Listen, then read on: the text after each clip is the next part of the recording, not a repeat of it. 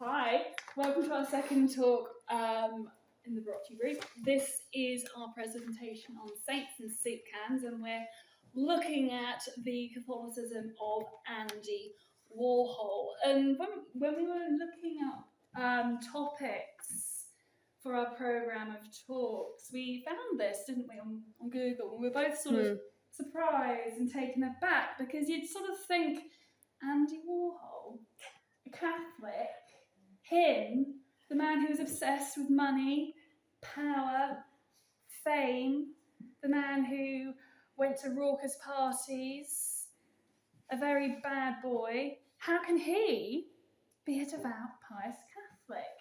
So we did some digging. Yeah, so very recently there was an exhibition called Andy Warhol Revelation. It was first at the Andy Warhol Museum in Pittsburgh, and later, just this year, this past summer, at the Brooklyn Museum. And I've just have these. Set the hotspot up. Actually, I've just remembered. Yeah.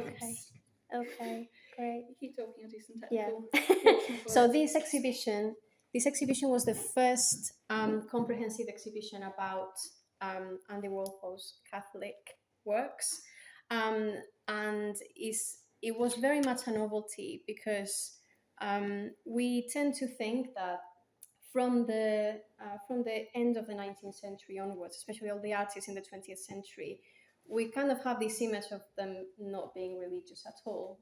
That is something that art history just doesn't talk about. Mm-hmm. And I actually found this comment of an art historian from New York who's an expert not on Warhol but one of his contemporaries, who said that history of art, of modernist art, has consciously wiped out religion, not spirituality, but religion. And many of those artists that we think about being very wild and very sort of anti everything that religion is, were actually Catholic, or at least Christian. So this is a very short video to sort of contextualize what we are going to say today. If it works. Oh, come on. Oh. There we go. It needs to be replayed. Come on. Andy Warhol Revelation encompasses Warhol's entire career. This exhibition is about how Catholicism and Warhol's Catholic upbringing is imprinted throughout his career in a variety of media, in amazing works that range from incredibly large scale to incredibly intimate. Religion is very complex. I don't think that the exhibition is trying to define how faithful Warhol was, how good he was. Religion's a complicated thing, but also to be queer and spiritual. I think a lot of contemporary audiences can relate to that, and I think they're going to walk away and say, wow, Andy was more complex than I thought. There's a way that the exhibition really allows these complexities of who we are in public, who we are in private, the idea that you can connect to something higher and that you can find yourself as complex, as messy, as imperfect as you are, as yourself, against all of that.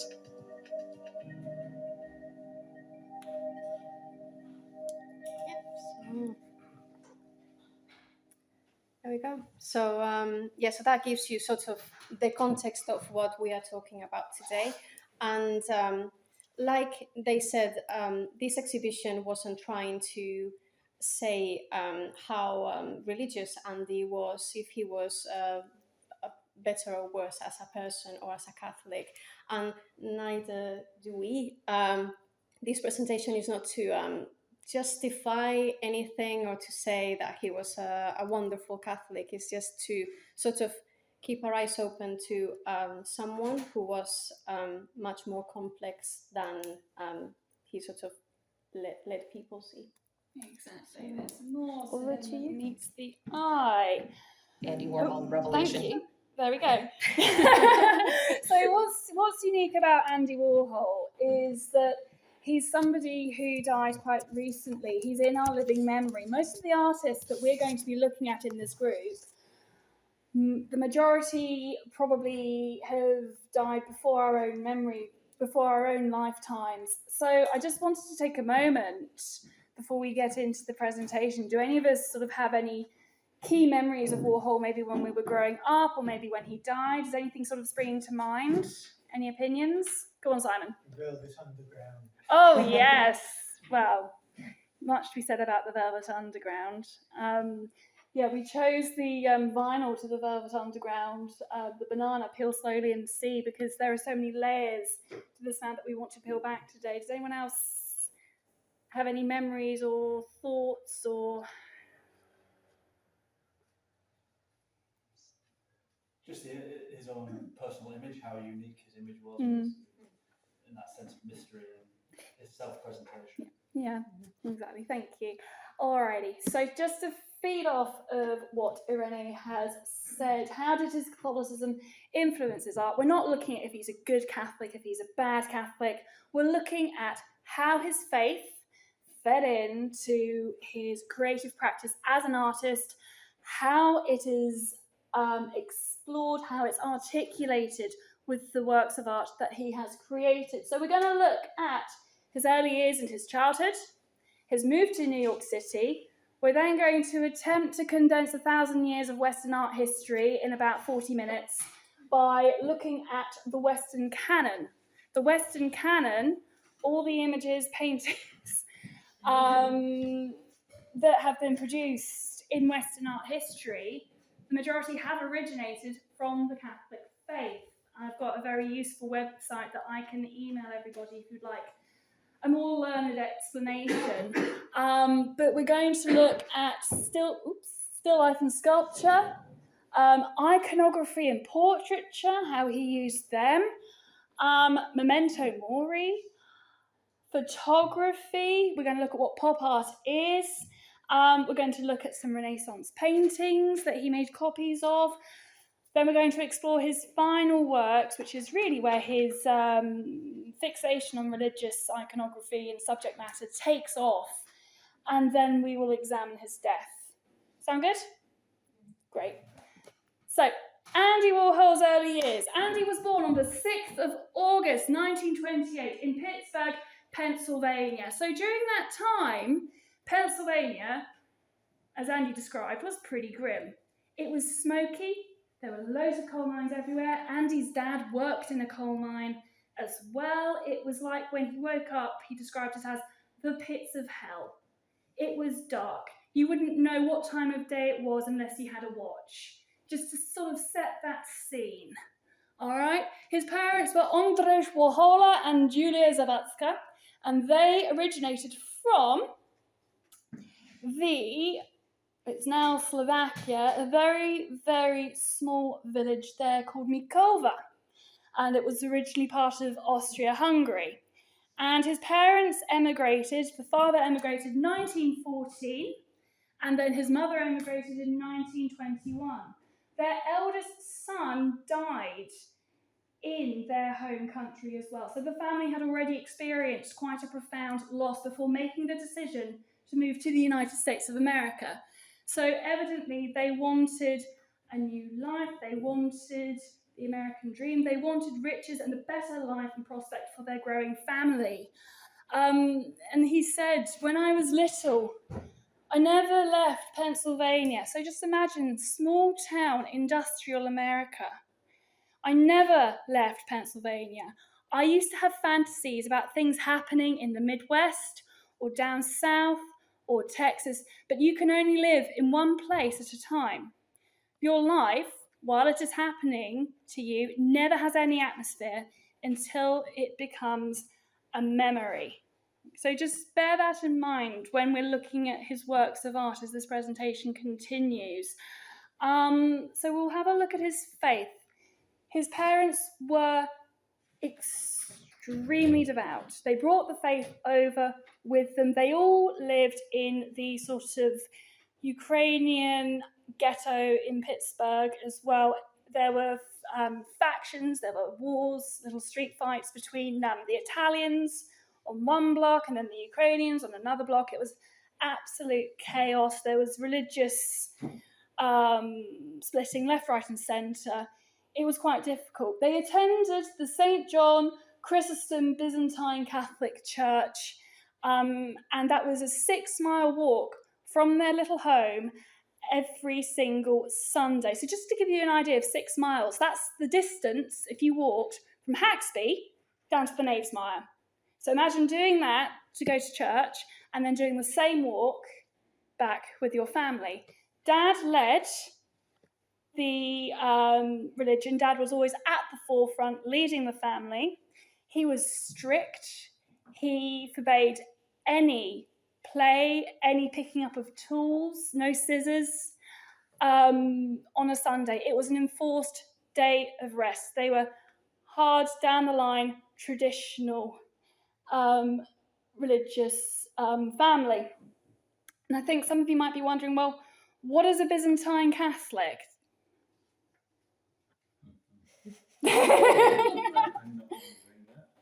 Okay. Very good. What's the book? So they're Greek Catholics Yeah. in communion with Rome.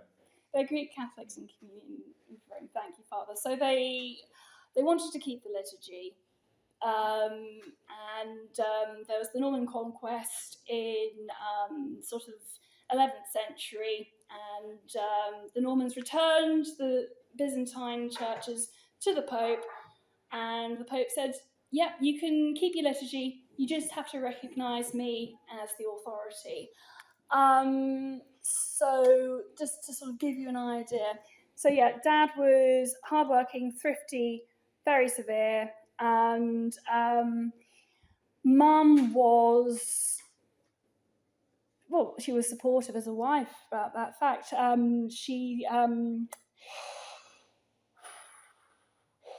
She told stories in order to keep her children occupied, and she presented spirituality and her faith. She said that was far more important than any material thing they had, which was, again, quite important because they were a highly impoverished family as well. And just a quick point about the iconography in the Byzantine church as well. So in Catholicism, I'm of the understanding that we'd see the Virgin Mary, or we would see stained glass of saints, and it would sort of encourage us to practice some private devotion. In Byzantine Catholicism, the icon has power. The icon serves the same role as Scripture. You walk past an icon, you do the sign of the cross. They have intercessionary powers and abilities.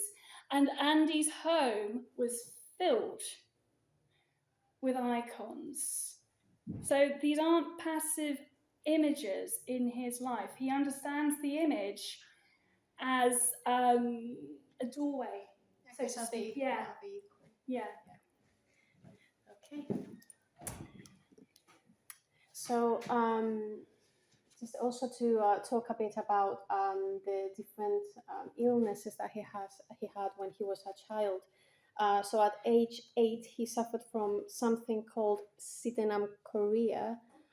It's a neurological disorder. It's commonly known as St. Vitus's dance, and it basically consists on having sort of sudden involuntary movements that can affect the whole body, but especially the face. Can you speak up a bit? Yes.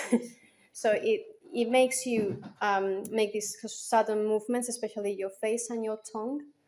And it's something that the cause is normally an infection or a grave case of rheumatic fever, but it's something that it just fades on its own, but sometimes it has consequences in adulthood. Other symptoms are, for example, slurring of speech, anxiety disorders, sort of obsessive compulsive behavior. So that obviously had a very big psychological impact in his later life. Then he also had a few skin problems. He had alopecia, so he was almost completely bald when he was in his 20s. That's one of the reasons why obviously he wore wigs for the rest of his life. Not sure if his eyebrows were real or not. This is something I couldn't find out, but he definitely dyed them to match the wig. So because he also had some pigmentation problems on his face, particularly, he was sort of laughed at by boys at school. They called him Andrew Red-Nosed Warhola. So there's this idea of, since he was very young, there's this idea of shame. He saw beauty everywhere. He was incredibly sensitive to beauty, but he didn't find it in himself. So there's all this idea about transforming himself physically in order to present an image to the world, both to fit in, but also to protect himself from the opinion of others. I think there's a quote from him that is something like, "When you're famous, everybody wants to meet you, no matter how you look like, no matter who you are. Everyone wants to meet you because you're so famous." And that also links with the world of drag queens and all these sorts of, transforming oneself. He was very paradoxical about his sexuality. Obviously, he was homosexual, and this was something that obviously was against his Catholic belief, and that was a tension that was present since he was very young, and that shows throughout his career how gayness and gay relationships are very present in his works, but also faith is very present in his works. So he both sort of showed off as a gay person. He wasn't closed about it. It was like an open secret, but he also obscured it in a way, and he did the same with his faith. And he deliberately lied to the press all the time when they asked him questions about his sexuality. He just deflected personal questions. He was intensely private. And then just to mention about his father's death, which also had a big effect on him. He died when Andy was 13, and all that strictness that you were talking about. It kind of he lost that paternal figure, but also there was an anecdote that when they brought the body into the house, he just ran upstairs and hid under the bed because he was terrified of being in the same house as a dead body. So death was something that's very present in his work as well, but he was terrified about death in general and about his own death. Yeah, just very quickly, when he was convalescing in his bed, his mother would bring him cut out dolls to paint on, to create with. She covered his bedroom walls with clippings from magazines, so movie stars. That's why Marlene Dietrich is up on the screen as well. So this is also informing his memory, his imagination, his sense of normality when he's growing up. And he also used to have lots of comic books as well. He projected comic strips onto his bedroom wall when he was a child, because he couldn't afford posters, so he would just project them on the wall. He was quite resourceful in that respect. So he moved to New York City, and he did this around 1949 when he graduated from the Carnegie Institute. So at the Carnegie Institute, he learned how to draw, he learned design, he learned the principles of art history as well. He graduated top of his class. Professors were highly impressed with his draftsmanship, how he could maintain a straight line when he was drawing, how quickly he could draw as well. A very difficult thing to accomplish. So he moved to New York City. It's a city of contradiction. Have people been to New York in this room? Yeah. So you've got huge skyscrapers, you've got tiny people, you've got you've got In comparison with you've got you think about Tiffany's, you've got luxury stores, and then you've got homeless people lying out on the street in front of the stores as well. There's nothing quite stable or secure about the city. It's always in juxtaposition with itself, which again made an impression on him. He moved to a very small apartment in 103rd Street, west of Central Park, and lived in a basement with 17 other men. And he continued going to church. He continued carrying his cross, his missal, his rosary. He wasn't put off by his circumstances. He brought his devout upbringing with him into New York City. And he started taking commercial work, and eventually, in 1951, now accounts are not quite in agreement. Some people say he lost money, some people say he was making it. He was in an apartment by himself, and his darling mother, Julia Warhol, rocked on up to his flat, maybe to help him, maybe because she missed him. Accounts aren't clear, but he says in his diary, Julia had shown up one night at the apartment where I was living with a few suitcases and shopping bags, and she announced that she'd left Pennsylvania for good to come live with my Andy. Now, Julia is a woman of warmth. She always sang with her son. She always prayed with her son as well. Before he left for work, they would kneel, they would pray over their bed, and then he would be left to go make art or to do whatever it was he was being commissioned to do. And we have a hymn, actually, that we were going to play as well. If I can just get it up. Here we go.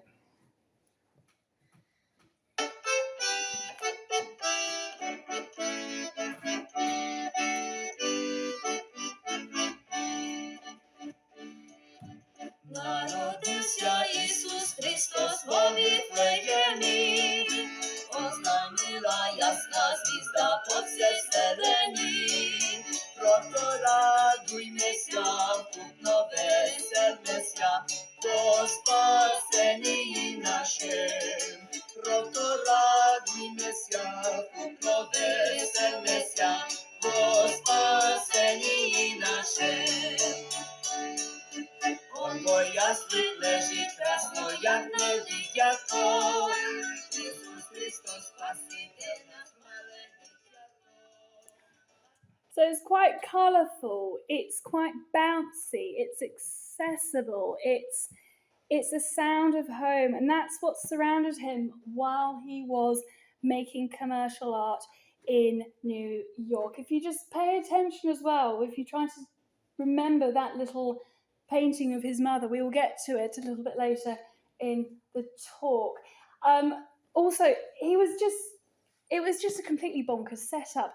At one point, they'd moved into this flat and they had about 25 cats living with them, just because his mother loved cats, and she had one cat called Hester. So they wrote a book called 25 Blue Pussies called Sam, and one named Hester. What was it? No?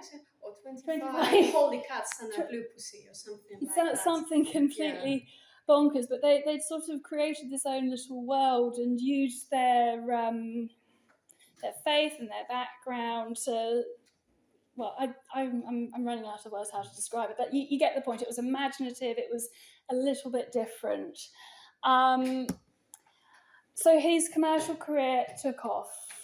He was commissioned by, so in the left-hand corner here with the shoes, he was commissioned by I. Miller to start drawing shoes. He would make the shoes a little bit more exaggerated and a little bit more exaggerated. And it was, in a way, a little bit of social satire as well. He made, so this particular shoe here, he drew and then covered in gold foil for Julie Andrews, because in 1956, Julie Andrews was on Broadway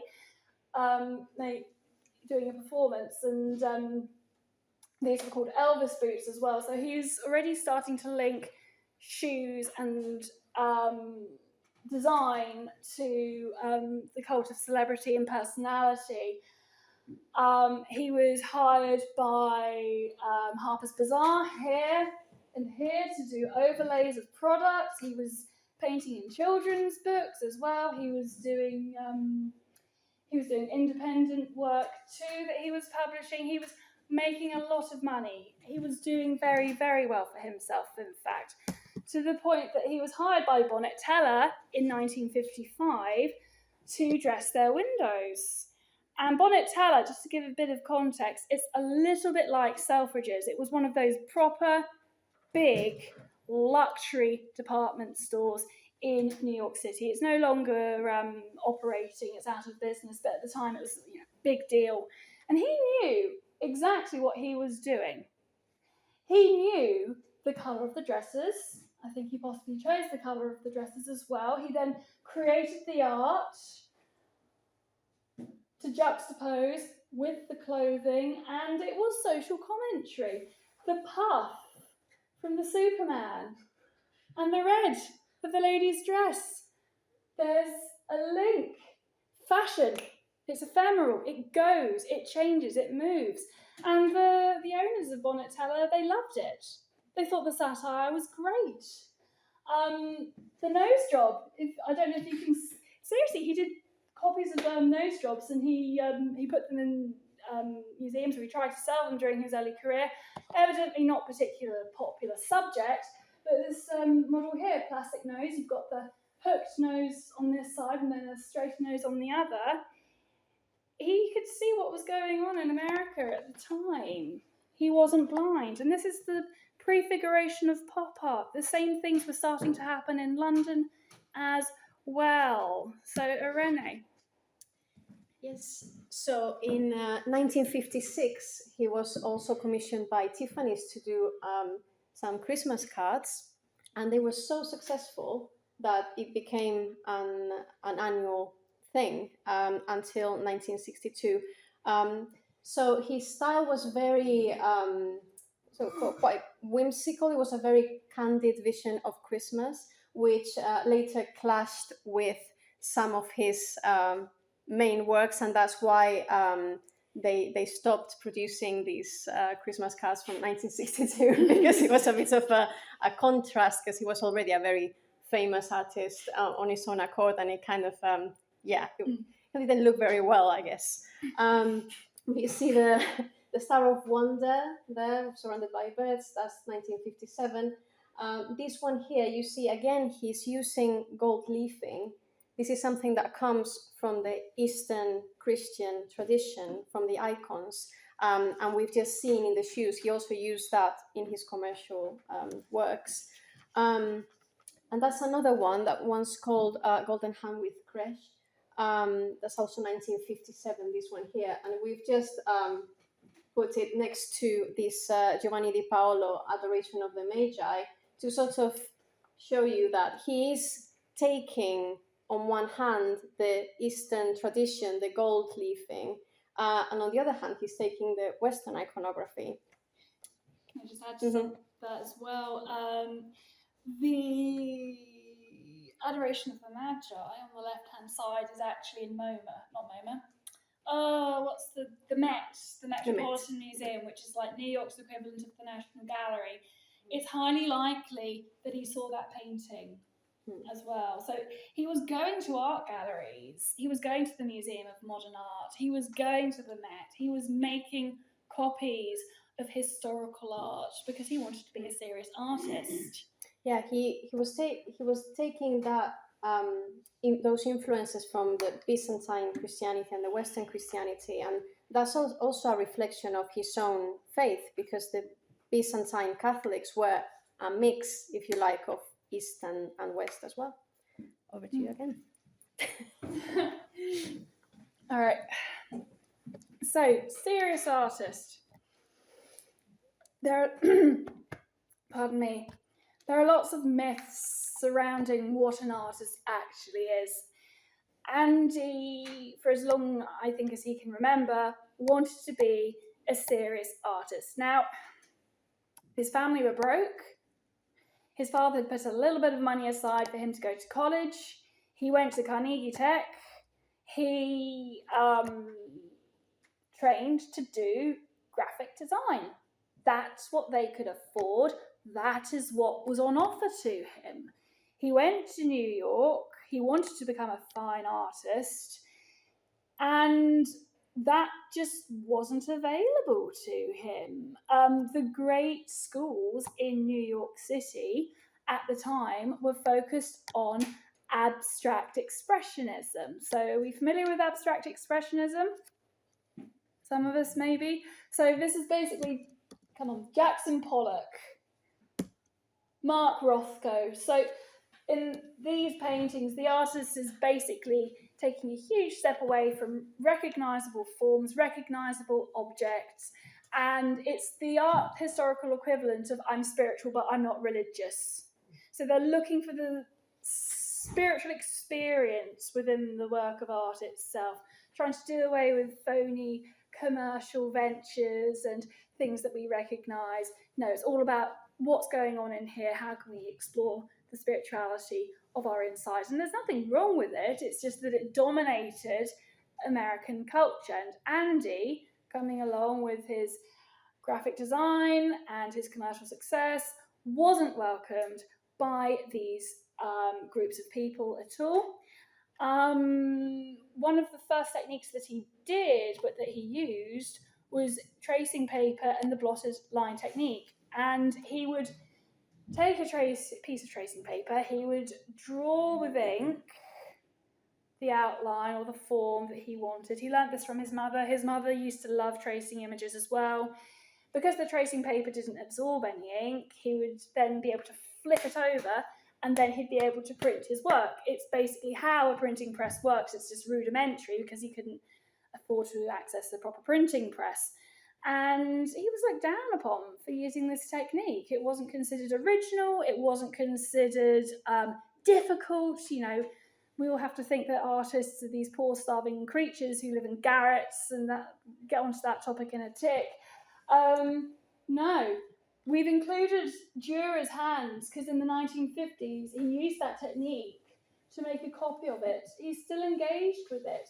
He made a drawing of someone praying the rosary as well.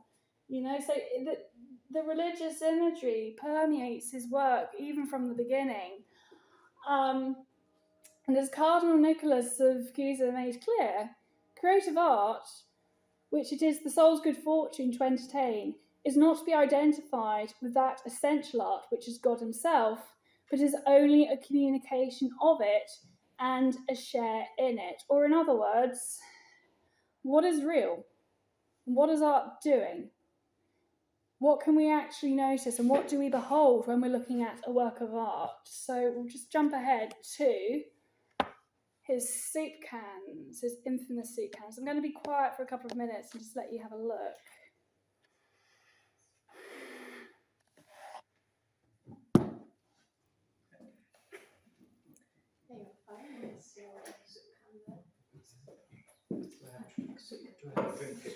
If you want to. This is inauthentic. It has got a ring for it. It's modern, I suppose. This one's got the classic design, hasn't it? Yeah. So what do we think of this, looking at it? What's striking to us? Banality. Perfect. Do you want to go deeper with that? It's completely everyday image. Yeah? What's unusual about it? What's it saying? Right. It's just sitting there. Well, that's a perfect point to lead on from everything. So yes, it is completely and utterly banal. It's boring. It's, what is this? It looks just completely uneventful. He's manipulated the image. So he's taken a soup can, he's taken it out of context, he's put it in a painting, he's put it in an art gallery. And we may be thinking, what on earth is he doing? Why would you want a soup can, an everyday object, in a museum, in an art gallery? It's absurd. You know, what is he doing? He's painted the soup can as well. So he would move on to silk screening a little bit later in his career. This soup can is hand painted. I couldn't find an earlier example online, but in the earlier examples, the lines, the delineation of the form slightly wobbly, slightly blurred.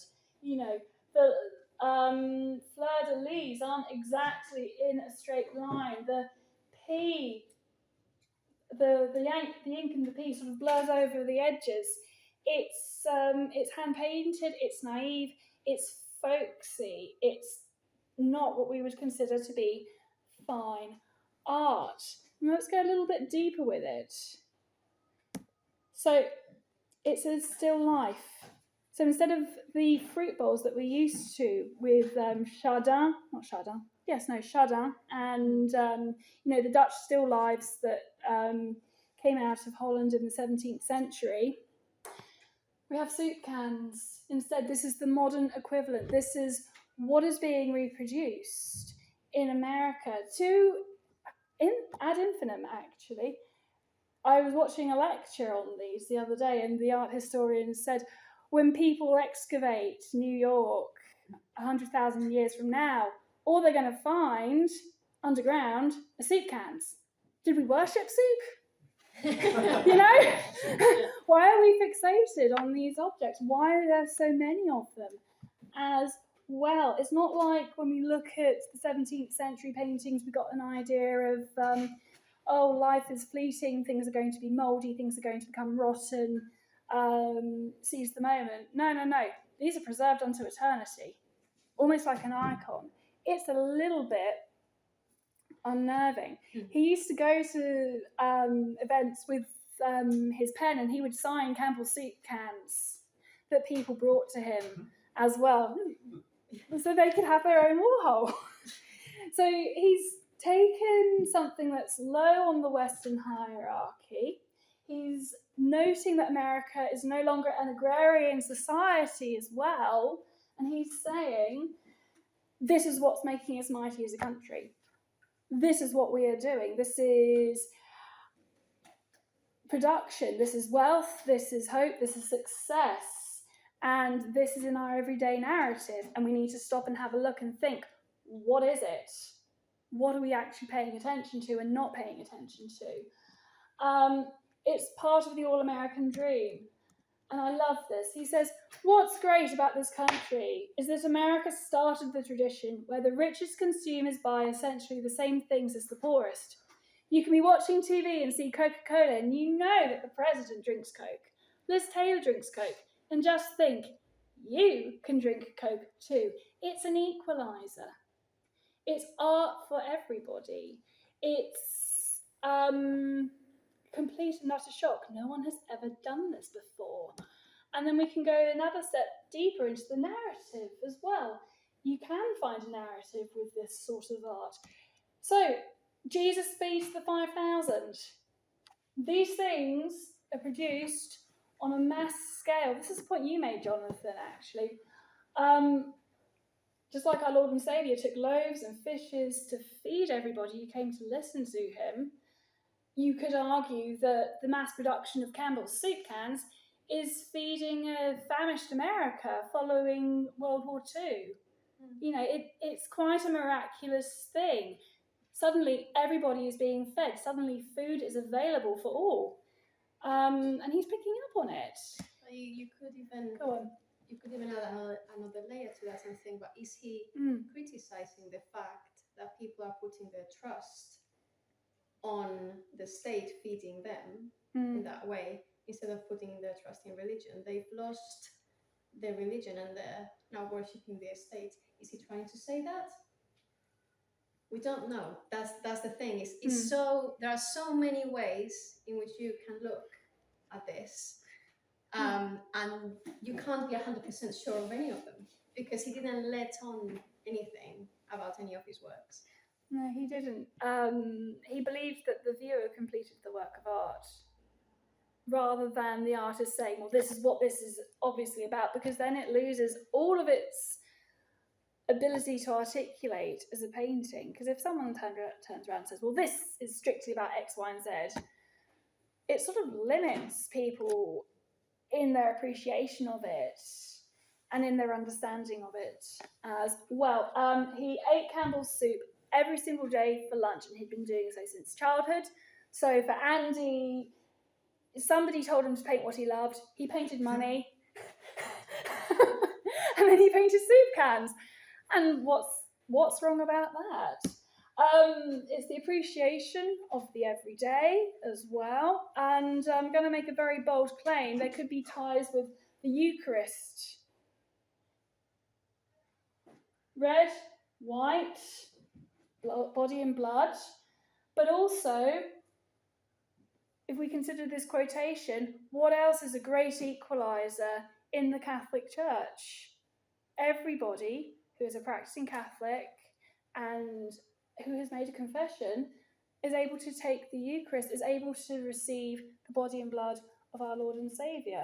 It might be a bit far-fetched, but that's what it sort of reminds me of.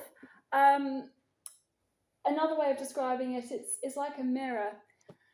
It's very tempting to look at contemporary art, particularly Andy's work as well, and to think, oh, what is going on? What is this? Andy holds a mirror up to the world around him, the world around us, and we bring our prejudices to these works. It's very easy to bring fears, concerns, worries, and essentially what you put into art when you look at it is what you get out. And it can be why modern art is so threatening for us as well, because it exposes our sins, it exposes us jumping to conclusions, it exposes many foibles in human nature. It's hard to look at something and to be completely devoid of prejudice. It's almost impossible. It's how we're wired. And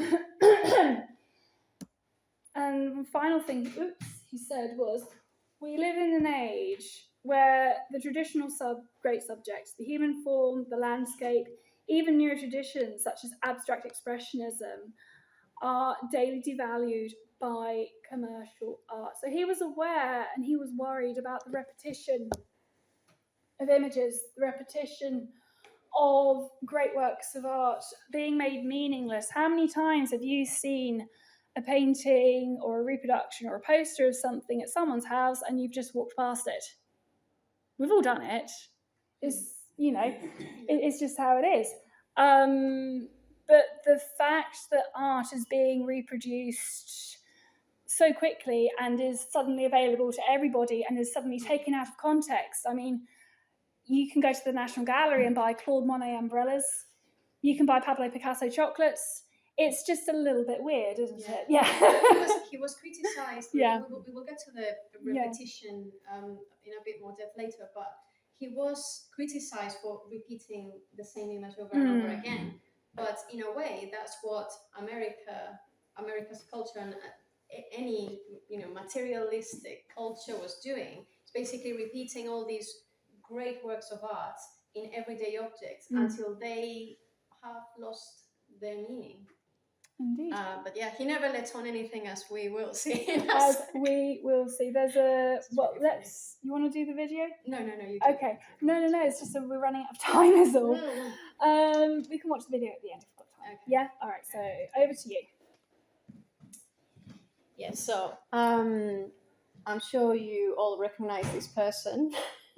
So we picked Marilyn because he's kind of the work of art by Warhol. He did Elvis as well. He did Jackie Kennedy, but we decided to stick with Marilyn. So just to reflect on iconography and portraits, obviously a portrait is one of the big genres in Western art. It has always been. This painting was created immediately after Marilyn's death.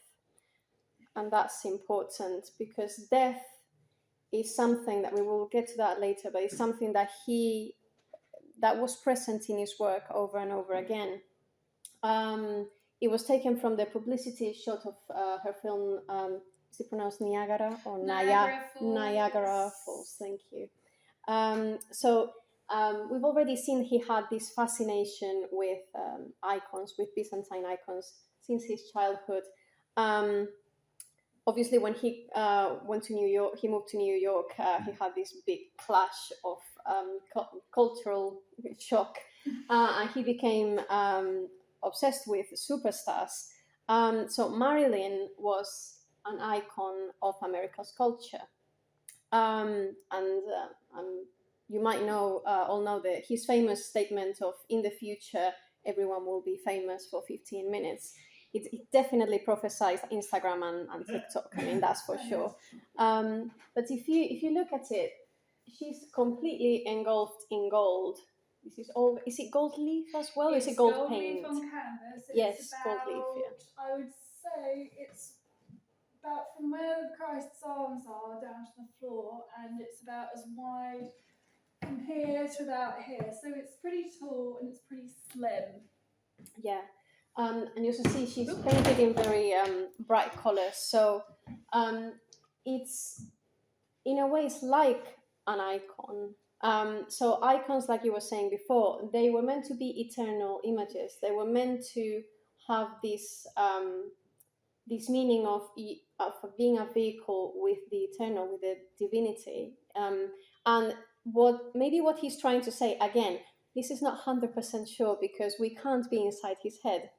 But maybe what he's trying to say is there is something eternal about these images, or rather, we have made these images eternal. We have put this person, Marilyn Monroe, this person, Norma Jean Morrison, which was her real name, on a pedestal. We've called it Marilyn Monroe, and we're worshipping her because that's essentially what was happening. So, is he criticizing that? Is he saying America has substituted God and the saints for cinema icons, or is he just observing it? He's just presenting it as a fact and not judging. It's probably the latter, but you can never be sure. And here we get to the lots of Marilyns, the seriality, the repetition. If you think about the way the icons of saints are arranged in a Byzantine church, there's a lot of seriality about them as well. They all look very similar because the style is very strict as well, if I'm correct. Like the technique of creating icons is very, very strict. So they all look very similar. And this, again, is because they're not trying to be realistic. They're trying to connect you with an eternal reality.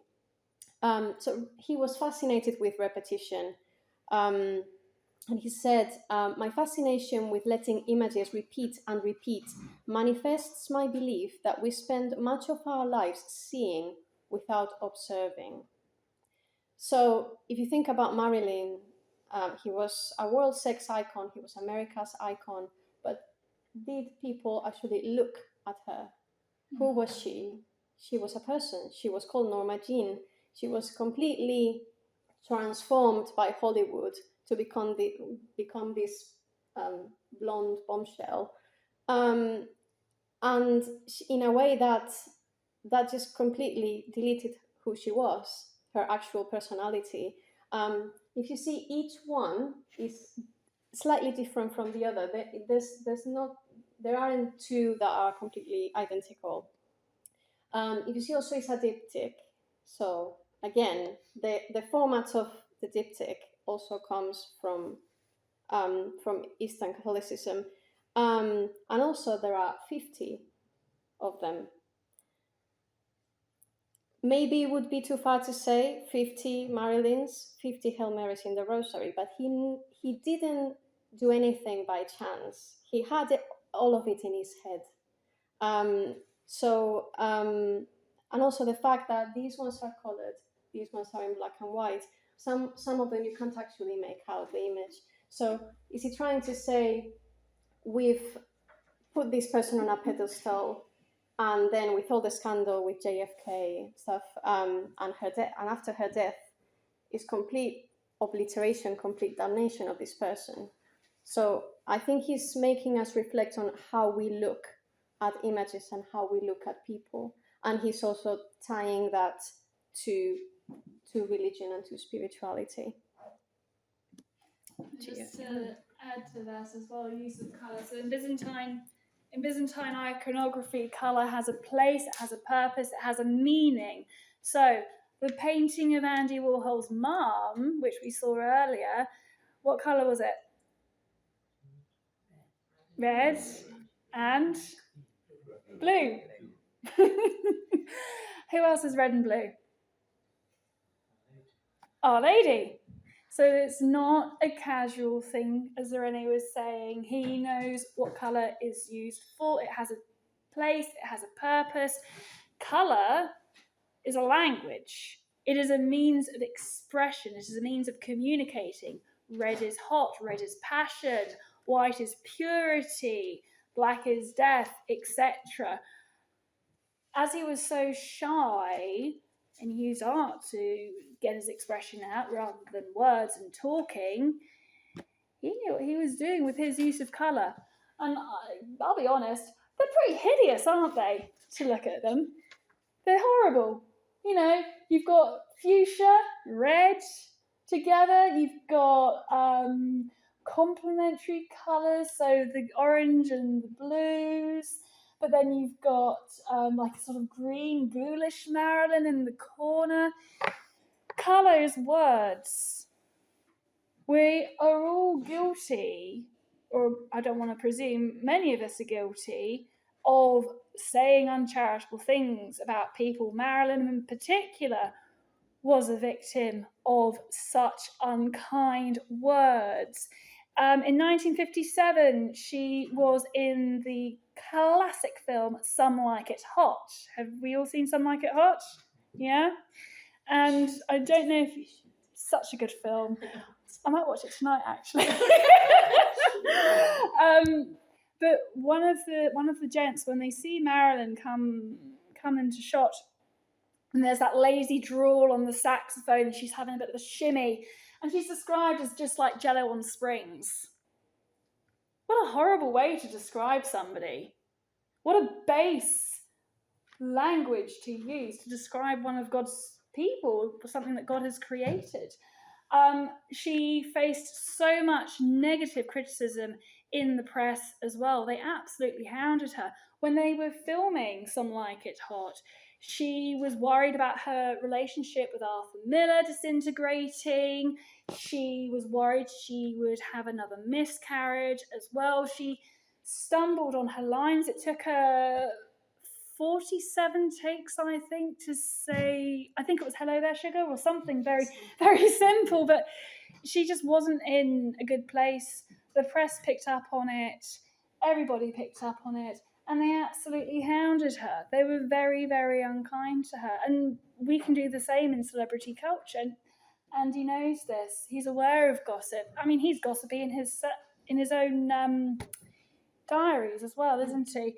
As we've only got about 10 minutes left, do you want to do Memento Mori, or do you want... All right, I will jump onto... There we go. Thank you. So yeah, like we were saying before, death is something that permeated his work. But he has this series called the Death and Disaster series. He began it in 1962, at the same time as he was doing the Marilyns. That's why I told you to keep in mind that Marilyn was already dead by the time he was producing those works. But he was also producing this, which is not very nice. And he has a whole series of repetitions of the electric chair. That's 1964. He did another series later on.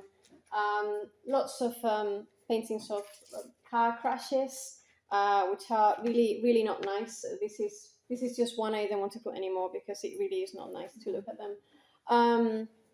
But he said about this series, I guess it was the big plane crash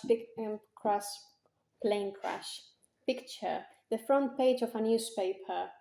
This was like his first painting on the series. It was this accident that happened. 129 people died on that flight. He said, I was also painting the Marilyns. I realized that everything I was doing must have been death. It was Christmas or Labor Day, a holiday. And every time you turn on the radio, they said something like 4 million are going to die. That started it.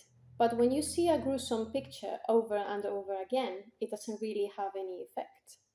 So again, he's repeating and repeating and repeating these images of death.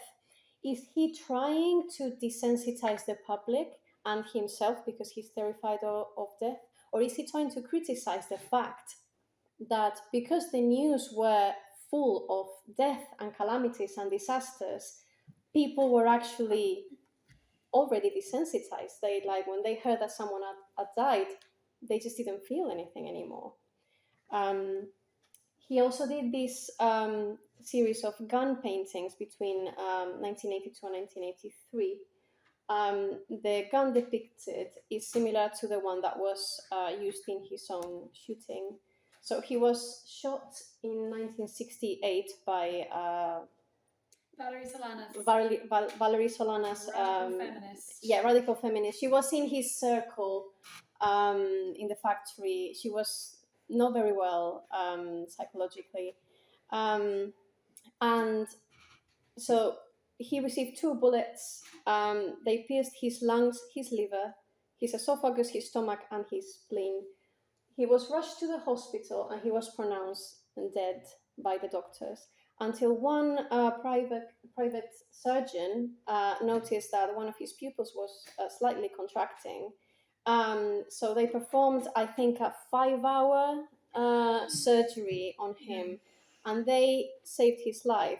It was at the time described as a miracle. He should not have survived this. And then this photograph was taken, I think, a year after. So you can see like how the scars are very visible still. And he's clearly, although his arms are pointing downwards rather than upwards, but he's clearly sort of mirroring a crucifixion. This event had a very big impact, both physical and emotional. So it was a sort of resurrection, but it was painful. He had to wear a corset for the rest of his life. His diet and his digestion would be affected. He would have gallbladder trouble, and eventually that would be what killed him.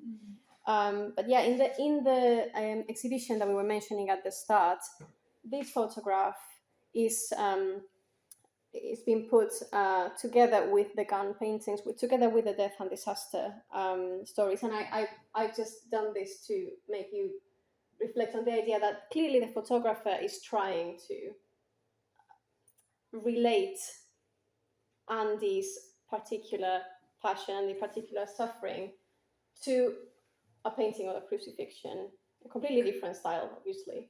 But I've consciously chosen a very gruesome crucifixion painting there. Shall we maybe stop here and then do the other half?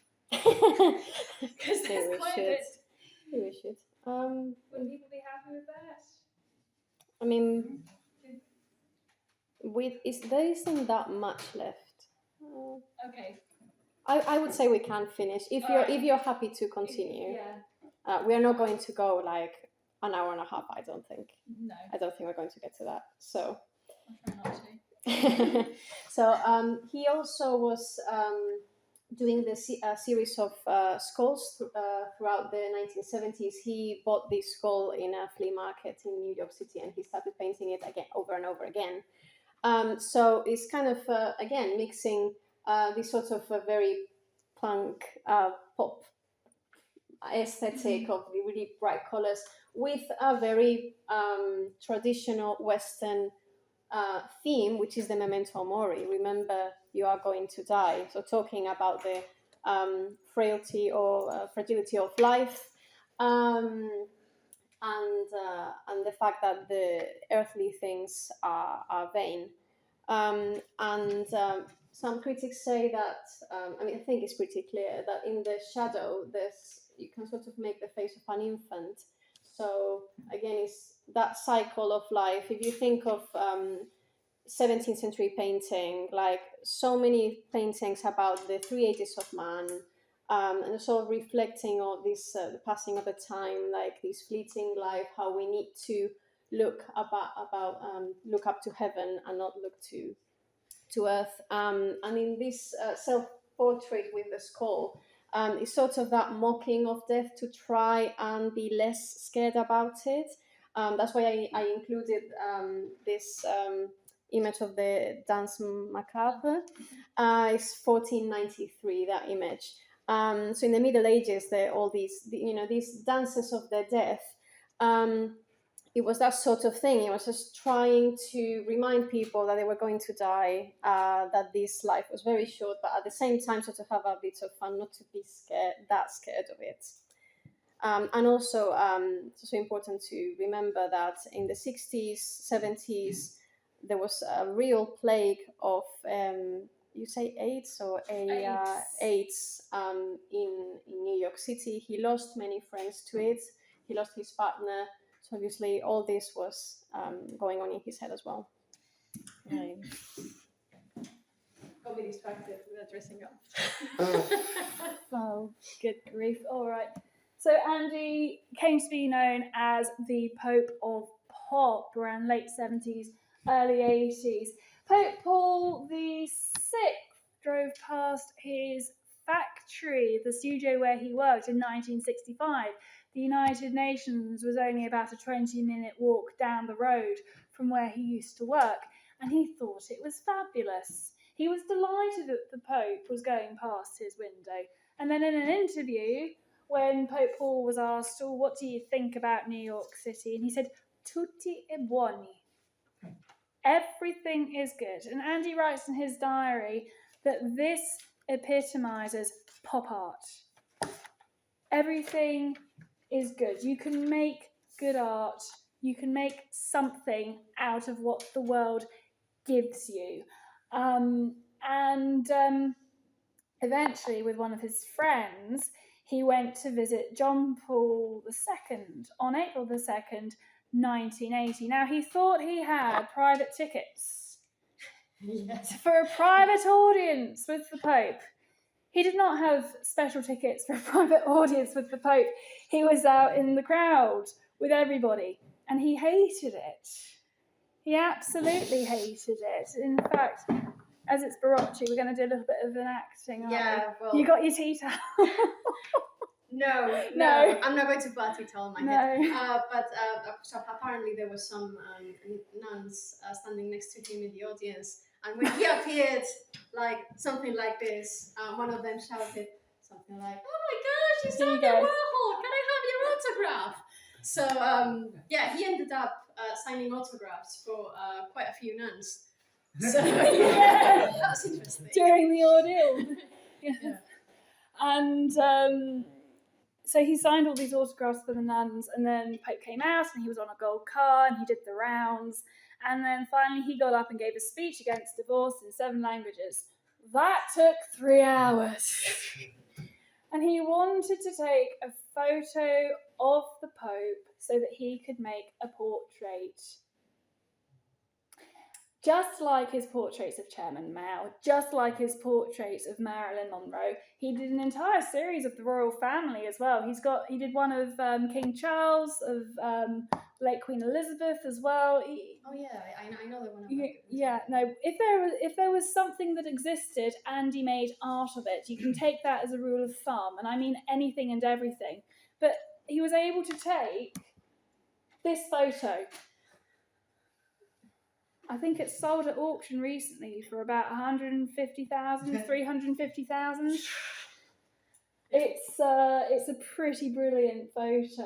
It's just so simple. But he was a prolific photographer. He recorded everything in his life. He took photos of his friends to the point where they were very uncomfortable. When he would just be in the corner with a little camera taking photos and not talking to anyone, really.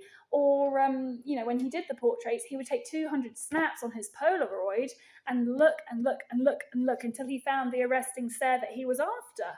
So he called his camera his wife.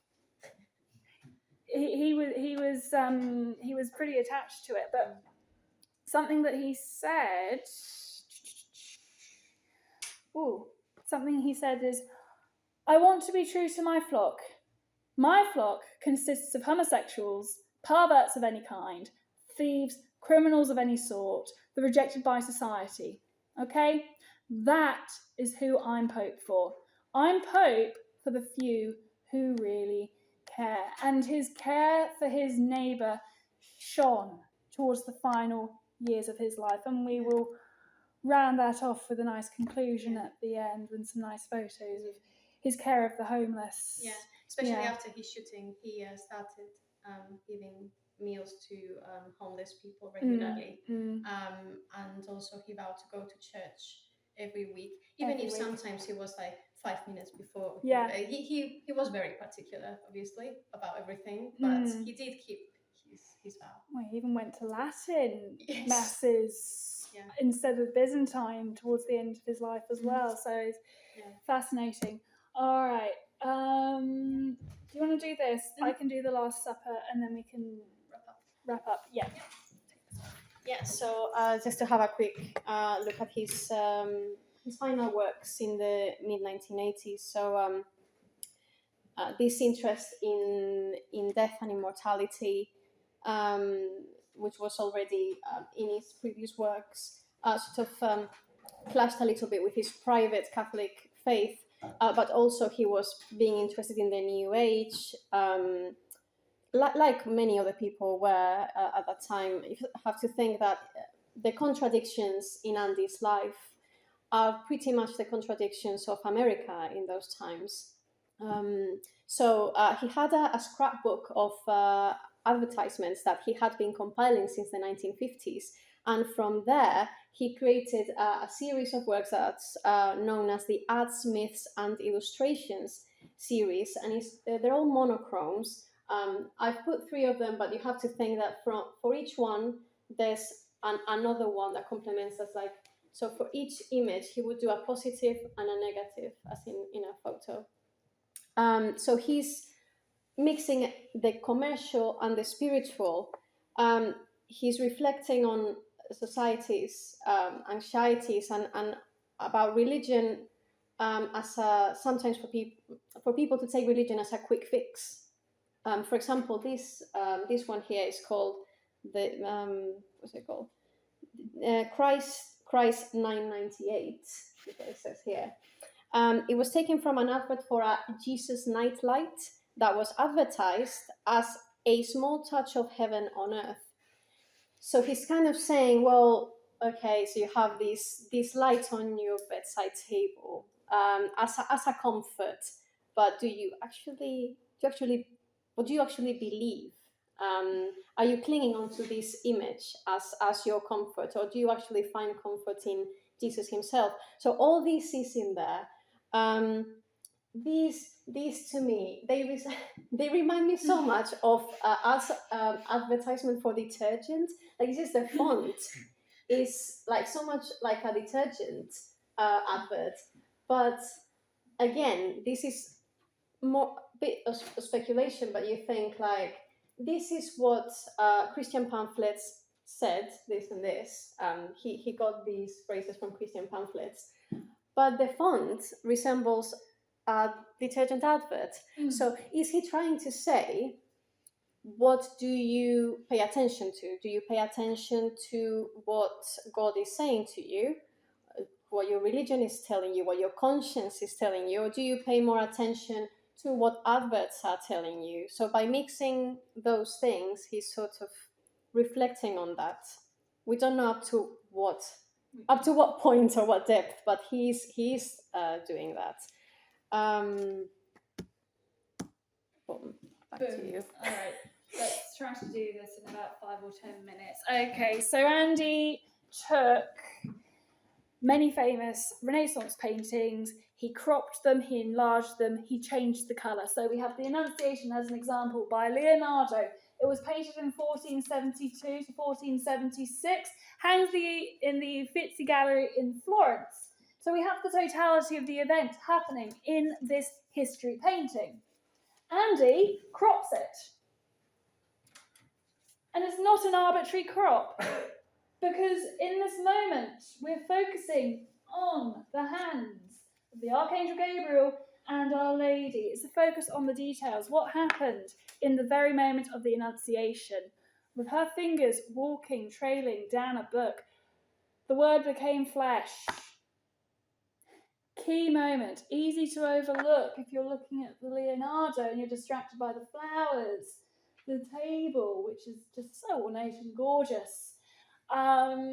He used unnatural colours. You know, they jar, but they sing. It's almost like the mountain is calling out to us, and it's evocative of a miracle that's taking place. And then he's delineated with these sort of electric, bold, bright lines as well. And the boundaries are changing. It's somewhat childish. You know, you can imagine a toddler just sort of drawing these lines to create a very basic rendition of something great and marvellous that happened in human history. And just very quickly to wrap up, the last decade of Andy Warhol's life was fixated on the Last Supper. He found an old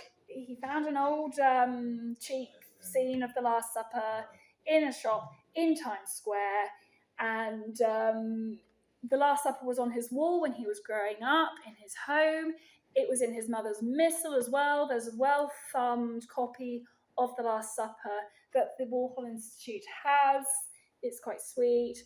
And it was the dominant theme of his art. He produced about 518 images or variations of the Last Supper in the last 6 years of his life. And we may think, oh, maybe he was bored. No. He was inspired.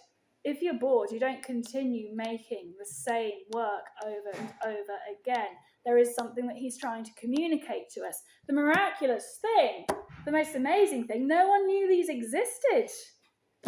1984, 1985, when he received the commission from Alexander Iolas, who was responsible for making Andy Warhol famous with the soup cans way back in the early 60s, saw him, commissioned the works of art, and this photo was taken in 1987, a couple of days after Warhol died, by Janet Dillenberger, she's written a book about the religious art of Andy Warhol. Everybody was shocked. How on earth could he hide something like this from everybody? How could he create so many versions of it and keep it so well hidden? And, he reduced it. He put it on punching bags as well with Jean-Michel Basquiat. He produced a pink Last Supper. He produced a multi-layered Last Supper, focusing on the different relationships and dynamics between Christ and the apostles. There's a camouflage Last Supper. And obviously you can read the camouflages. Is he hiding his Catholicism? Is he hiding his homosexuality? Is Judas hiding something? Who's hiding? What's hiding? That's what camouflage is typically used for. He then took Christ and he created Be Somebody with a body as well. So he focused on Jesus. That was the focal point. He put it next to a bodybuilding advert because he was conscious of the AIDS pandemic that had erupted. He was trying to take the male body away from the press, away from, away from bishops who were denouncing gay men and saying that AIDS was God's punishment for homosexuals in the 1980s. There's plenty of archival footage of it, trying to create a space for someone to find some peace, salvation, redemption in such a horrible, difficult period in history. And it culminates in this. So this is one of his very many Last Suppers. It was made in 1986, 1985. And what's immediate and arresting about this particular image is all of the commercial branding. And it's very easy to think, why are you doing this to such a holy image? Why are you putting 59 cents on, Dove soap on, General Electrics on? Who do you think you are? Well, he's got several answers to that. Hold your horses, don't jump to conclusions. So it's black and white. There's nothing distracting. There's no detail. It's just the room. He has pared everything back to the basics. And this feeds into the theme that we've touched upon. What are you paying attention to when you look at art? And have you actually seen and taken a moment to breathe and to draw everything in? The source image is from an 1885 print, which we have right here. Most art historians from the 19th century up to the present day had never seen The Last Supper, and they had based their writings, their ideas, whatever, on this print. Isn't that a little bit daft? Why are you not going to look at the work of art? Why can't you go to look at the work of art? What do you know if you're not actually paying attention to the object itself? To add an extra art historical layer to that, within 50 years of The Last Supper being painted by Da Vinci in the refectory, it had completely disintegrated. There have been many controversial restoration attempts to bring this work back to its glory, to what Leonardo intended. But once you start changing the work of art, do we still have the original work of art in question? So that is what he's trying to address by making it black and white. It's a lack of detail. It reflects and it comments upon how hollow things can be as well when you're not paying attention, when you're sort of blinkered. Black and white is also idiomatic. What does Christ say when he's at the Last Supper? One of you will betray me.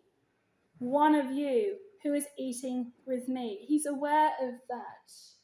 It's why it's so simple. It's why it's so stark and in your face. He's trying to bring the scripture into the painting by making it a basic composition. Oops, a daisy. And finally, we will get on to the symbolism. So we have people having a meal. It's a metaphor for the Holy Family, and that in itself can be read as a metaphor for one's invented family, one's created family. Dinner parties. Warhol had invented a family when he was in New York because, hey, not many people were accepting of his sexual orientation. He had friends who would come to these parties, and about 2 days later, they'd just drop down dead.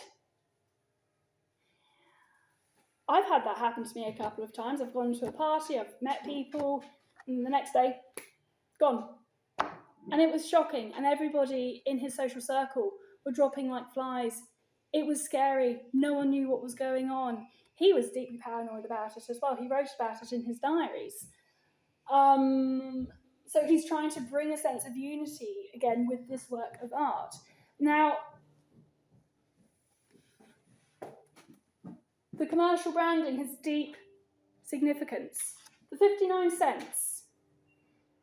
This signifies, in Andy Warhol's time, cheap art that you can buy mass-produced. He loved a bargain.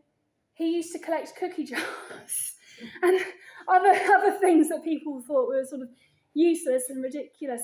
He liked things that were cheap. He liked to be able to access all sorts of art objects in his brief time on Earth. The Dove soap. What does the Dove soap represent? Anybody? Washing the hands. Yeah, washing. Holy Spirit. Exactly. Thank you, Margaret. So, Holy Spirit descending onto Jesus Christ at his baptism. The institution of the Eucharist as well. We all believe in the sanctifying graces of the Holy Eucharist when we take it. Dove soap is, in a way, a metaphor for cleansing, for spiritual cleansing, for the Holy Spirit in its presence. And then finally, the General Electric sign as well. God. General Electric's slogan at that time was, "We bring good things to life." They manufactured light bulbs. Jesus is the light of the world. And within this, you have a contemporary manifestation of the Holy Trinity. Father, Son, Holy Spirit. And yes, he is using advertising and branding, but is that not what we are alert to Is that not what gets in our way when we're trying to create an authentic relationship with our Lord and Saviour? I mean, that's another reason why he's written Dove Fair. What is it that's blocking us from approaching Jesus? What is it that's in our relationship that's pushing us away, stymieing us from where we want to be with Jesus Christ? Right, couple of points on death and then eulogy, and then we're done. Go on. So yeah, so he would die of complications from an operation he had for his gallbladder problems. That was 1987, and yeah, he died only a month after the exhibition of the Last Suppers that we've seen opened. And he also, we just chose this crosses series that he also did in the early 80s to illustrate that. So yeah, just to wrap up, is with this presentation, we're not trying to sanctify Warhol. We're not trying to say he was a good Catholic, was a bad Catholic. We're not judging how he lived his faith. He had many contradictions. He had many sins, probably, but I think that is, like you said, is holding a mirror at us. It's kind of we can be very quick at judging someone like him, but then do we pay the same attention to ourselves? Do we pay the same attention to our own contradictions, our own sin? And the thing with Andy is that the more we see of him, the less we understand him. And I think that's something that was also very intentional. He wanted to combat the easy categorization. He was very scared of being put in a box, if you like. So, All right, and finally, what am I it doesn't doing? want to play. Oh, it's because it's got notifications up. I don't understand Apple computers. So he had his memorial service, 1st of April, 1987. It was deliberate. It was April Fool's. Many famous people descended upon St. Patrick's Church in New York City, weren't expecting to find out what they were about to hear. If you take it away, Father Daniel. Besides celebrating Andy Warhol as the quintessential artist of his time and place, the artist who held the most revealing mirror up to his generation, I'd like to recall a side of his character that he hid from all but his closest friends, his spiritual side. Those of you who knew him in circumstances that were the antithesis of spiritual may be surprised that such a side existed, but exist it did, and it's the key to the artist's psyche. Never forget that Andy was brought up in a fervently Catholic family and brought up in the fervently Catholic Ruska Dolina, the Ruthenian section of Pittsburgh. As a youth, he was withdrawn and reclusive, devout and celibate, and beneath the disingenuous public mask, that is how he at the heart remained. Thanks largely to the example of his adored mother Julia, Andy never lost the habit of going to Mass more often than was obligatory. As fellow parishioners will remember, he made a point of dropping in on his local church, St. Vincent Ferrer, several days a week, until shortly before he died. Although Andy was perceived with some justice as a passive observer who never imposed his beliefs on other people, he could, on occasion, be an effective proselytizer. To my certain knowledge, he was responsible for at least one conversion. He took considerable pride in financing a nephew's studies for the priesthood. And as you have doubtless read on your Mass cards, he regularly helped out at a shelter, serving meals to the homeless and the hungry. Trust Andy to have kept these activities very, very dark. The knowledge of his secret piety inevitably changes our perception of an artist who fooled the world into believing that his only obsessions were money, fame, glamour, and that he was cool to the point of callousness. Never take Andy at face value. The callous observer was in fact a recording angel, and Andy's detachment, the distance he established between the world and himself, was above all a matter of innocence and of art. Isn't an artist usually obliged to step back from things? In his impregnable innocence and humility, Andy always struck me as a Yorodsky, one of those saintly simpletons who haunt Russian fiction and Slavic villages, such as Mikova in Ruthenia, whence the Warhols stemmed. Hence his peculiar passive power over people, his ability to remain uncorrupted, no matter what activities he chose to film, tape, or scrutinize.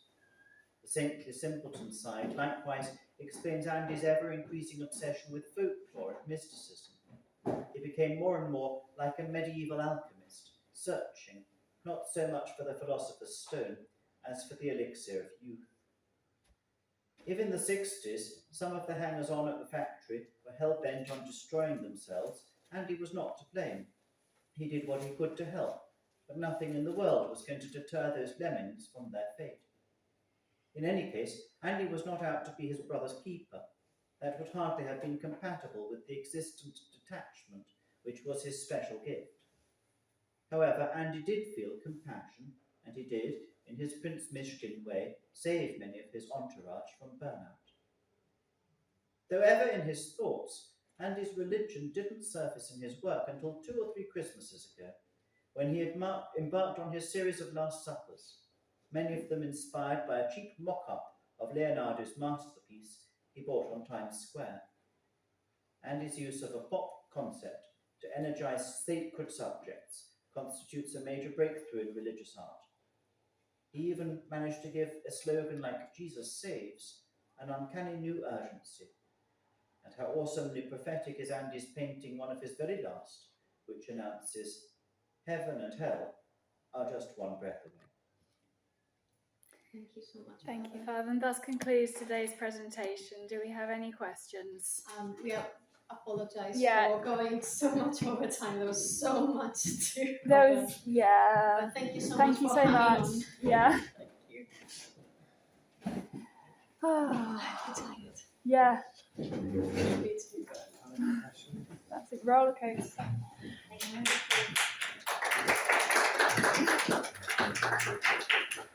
Thank you.